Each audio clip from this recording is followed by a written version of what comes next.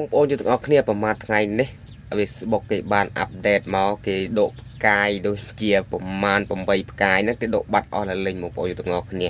បាទដឹងជា Facebook គេគិតល្មិចទេបងប្អូនយើងទាំងអស់គ្នាខ្ញុំក៏មិនទាន់បានចូលទៅឆែកមើលដែរបងប្អូនយើងទាំងអស់គ្នាតោះយើងចាប់ផ្ដើមចូលទៅឆែកទាំងអស់គ្នាតែម្ដងបងប្អូនយើងទាំងអស់គ្នា Let's go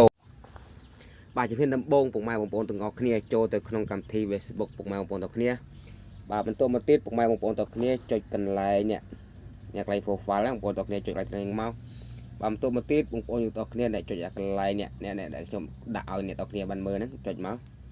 បាទបន្តមកទៀតអ្នកទាំងអស់គ្នាអូសមកលើមកបាទអ្នកទាំងអស់គ្នាអូសមកលើរួចហើយអ្នកទាំងអស់គ្នាចុចកន្លែងនេះខ្ញុំដាក់ឲ្យអ្នកទាំងអស់គ្នាបានមើលហ្នឹងបាទចុចមកបាទរួចហើយអ្នកទាំងអស់គ្នាអូសមកលើបន្តិចទៀតបាទអ្នកអស់មករួចហើយអ្នកទាំងអស់គ្នាចុចអ្នកកន្លែងនេះទំពើនេះបងប្អូនទាំងអស់គ្នាណាចុចមកបាទនេះបងប្អូនទាំងអស់គ្នាបាត់មែនបងប្អូនទាំងអស់គ្នាបាត់មែនបងប្អូនបាទបាត់គេដកផ្កាយចេញហើយផ្កាយទាំង8គេដកចេញហើយបងប្អូនទាំងអស់គ្នាបងប្អូនទាំងអស់គ្នាគេដកអញ្ចឹងមិនចាំបាក់ភ័យទេបងប្អូនទាំងអស់គ្នាណាបាទចាំបាក់ភ័យទេពុកម៉ែបងប្អូនទាំងអស់គ្នាផុសតើវីដេអូទៅពុកម៉ែបងប្អូនទាំងអស់គ្នាណាបាទកុំប្រឹងតែប្លិតតែវីដេអូផុសទៅបងប្អូនទាំងអស់គ្នាបាទ